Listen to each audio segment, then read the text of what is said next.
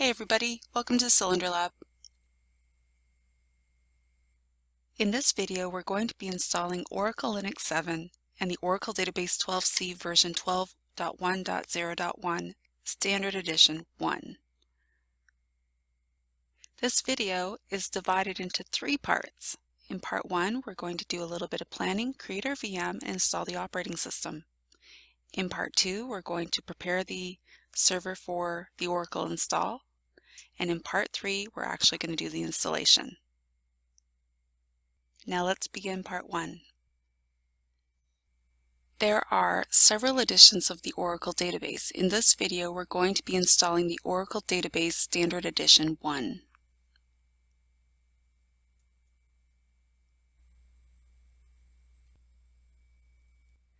Just a quick reminder that you should review the documentation. If you do a Google search for Oracle Linux 7 documentation, you should find this. Clicking this will take you here, and there's lots of documents to review. Then, if you Google Oracle Database 12c Documentation Library, you should come to here. Clicking this will take you here. On the left, you can click Installing and Upgrading. There's a variety of documents that you can have a look at. There is the Database Installation Guide, which goes in depth and covers everything you could possibly imagine.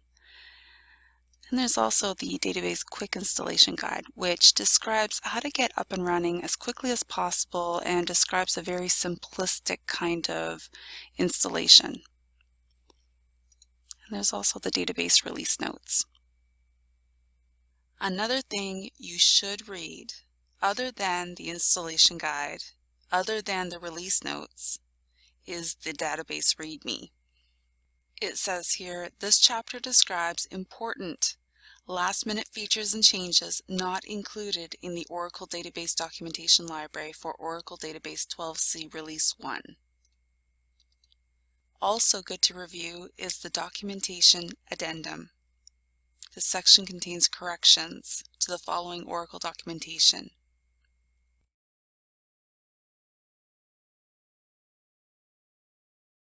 To download Oracle Linux 7, just do a Google search like this, and eventually you'll find this link. On the Downloads tab, you'll see a link for Oracle Software Delivery Cloud. Click that. Click Sign In.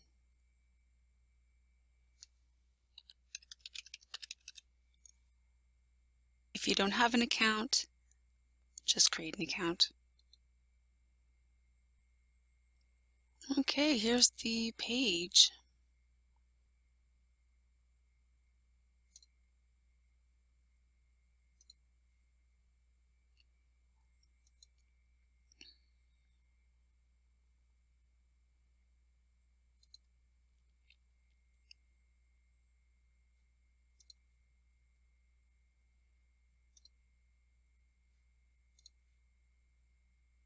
So I've selected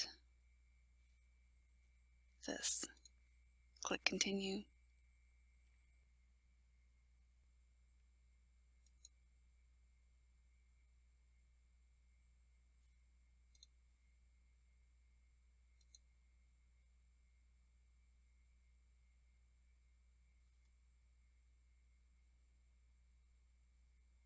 I want this one.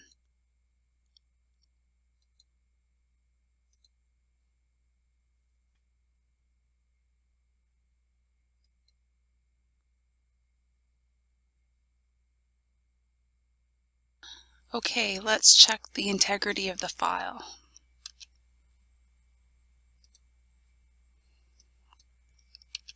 Paste what we're expecting here.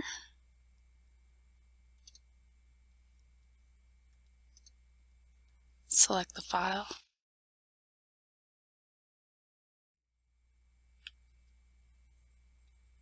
And we have a match. Okay, here's the plan. We're going to now create a virtual machine. Let's create our new virtual machine. Typical configuration.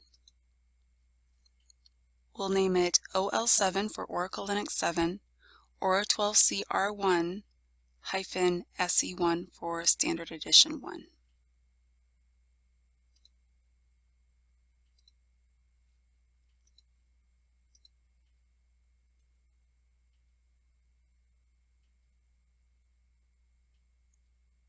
Pick this.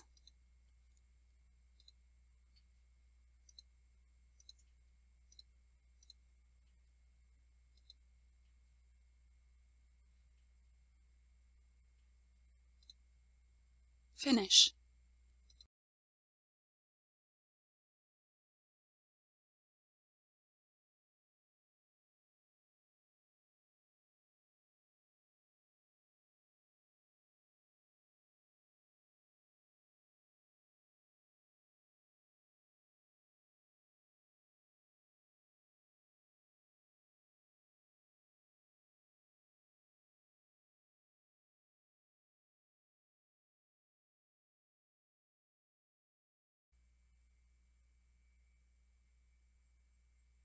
Now is a great time to put a little bit of thought into your operating system install. Here are some questions we're going to answer. What we're going to name it, our partitioning scheme, and some networking information.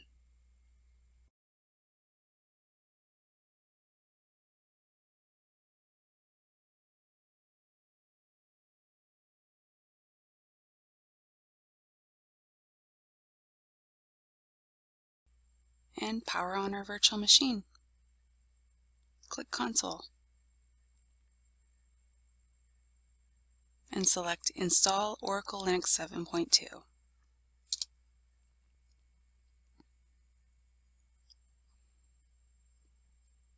Anaconda. Great, we're going to select English.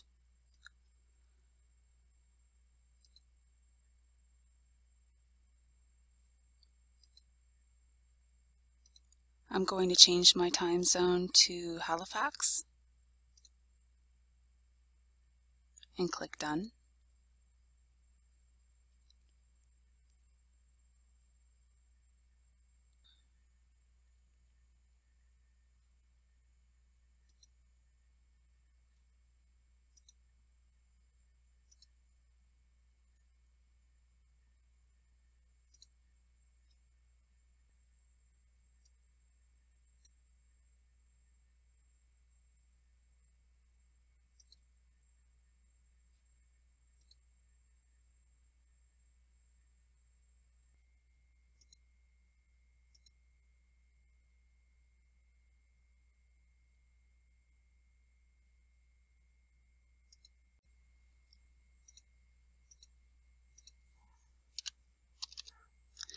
If you don't specify units, megabytes is assumed.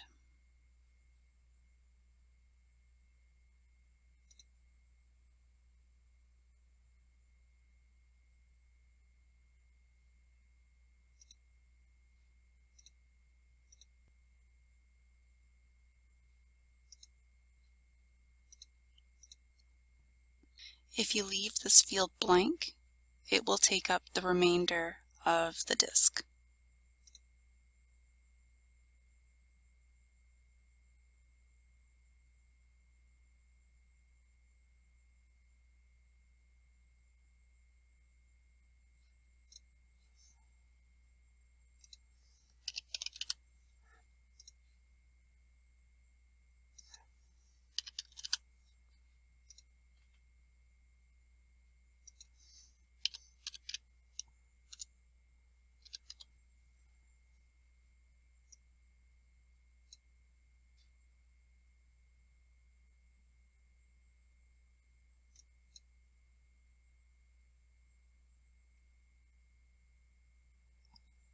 Summary of changes.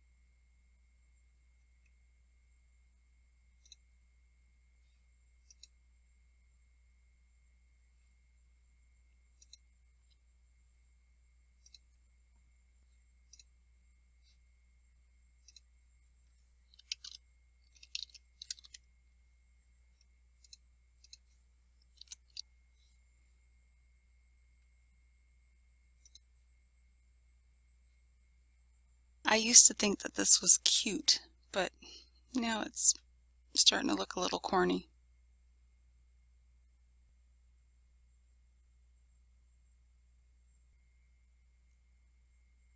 Complete, and reboot.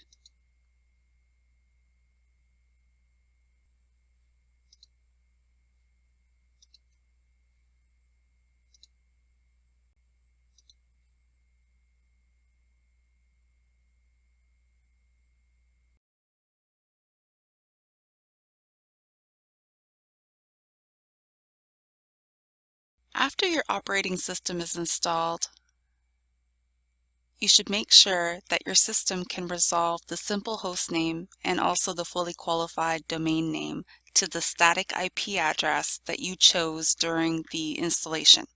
You can ask your network admin to enter it into their DNS, or you can simply enter it into the local host file.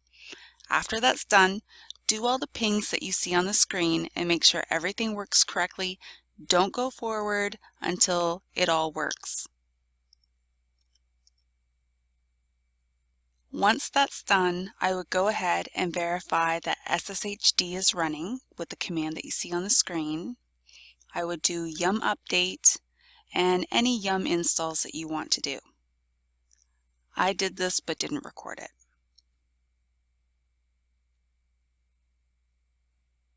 Now's a great time to get to know your system. There's a ton of commands that you can do to snoop and dig around and just get to know the ins and outs of what's going on under the hood.